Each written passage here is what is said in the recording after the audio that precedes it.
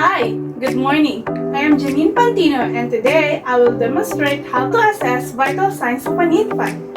When assessing vital signs of an infant, let's get started with the non-invasive vital signs first, when the infant is calm and resting.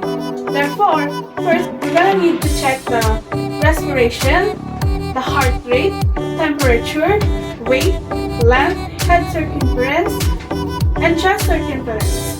We're going to need an infant-sized stethoscope, measuring tape, thermometer, a scale, and a watch to count with. And you want to make sure that you sanitize everything before and after using it. Now we're going to do the respiration first while the infant is lying. A normal respiratory rate of an infant is about 30 to 60 breaths per minute. Please check if there's any respiration distress through their nose or nasal flaring. If you see that, it's not a good sign. Also, look at the chest and look for no chest retraction present. Check also the infant's skin if there's no symptoms of cyanosis. So, to count respirations, we're going to count for 1 full minute with the rise and fall of the chest.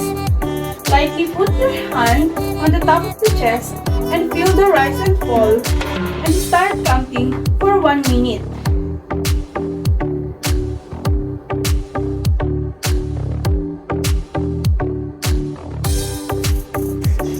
Remember that if the rate was regular, we could count for 30 seconds and multiply by 2.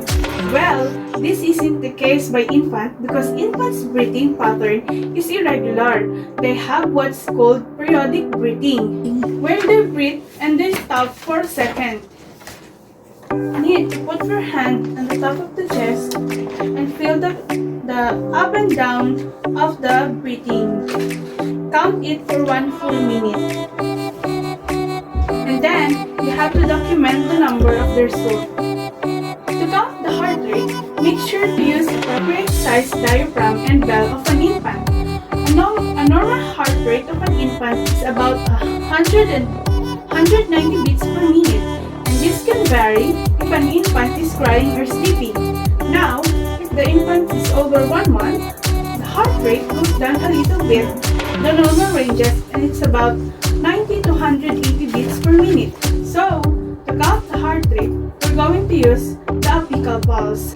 To find the apical pulse, find the fourth intercostal space, lateral at the mid-clavicular line. Find the clavicle, then we have the breastbone, and we're going to go down and feel in between those little ribs and go to the fourth space. 1, 2, 3, 4, and go to the lateral to the mid-clavicular line. So, this is where we're gonna put our stethoscope and listen for 1 full minute. Listen for 1 full minute for the heartbeat of an infant.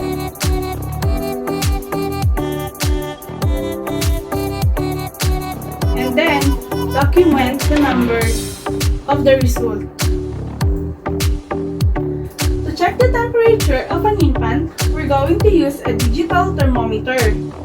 And we need to put it in the armpit of the infant. You can also put a protective sheet over the thermometer. A normal temperature of an infant can vary between 97.5 to 99.3 degrees Fahrenheit or 36.5 to 37 degrees Celsius. We need to put the thermometer inside the armpit and wait for the thermometer to beep.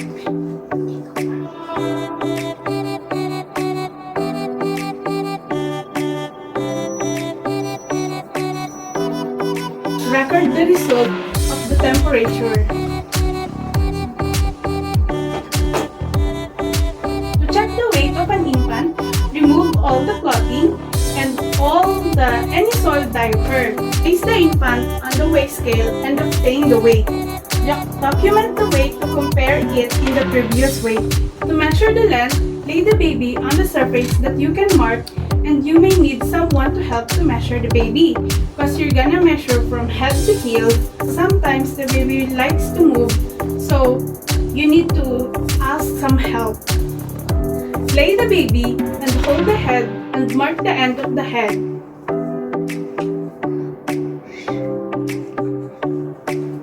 Then, extend the feet and mark the end of the heel.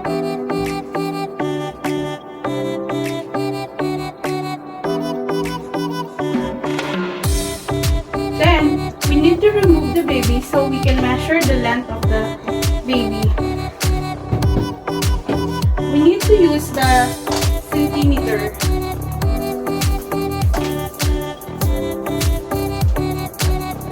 And measure. The normal length of an infant is about 18 to 22 inches. When you get the measure, record the result of the measurement. To measure the head circumference of the baby, put the tape measure around the head of the infant. And then, a normal measure of an infant's head is about 33 to 38 centimeter. So, we need to put this here.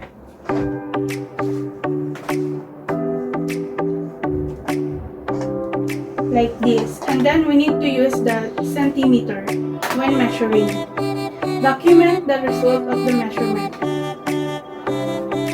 Now, to measure the chest circumference, use measuring tape again and use the nipple line as your guide. Wrap around the measuring tape and measure it in centimeter.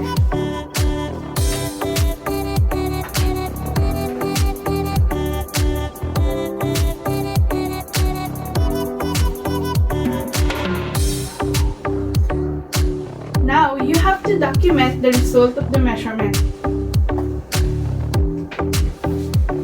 So, this is the way to have your infant's vital signs. Thank you for watching!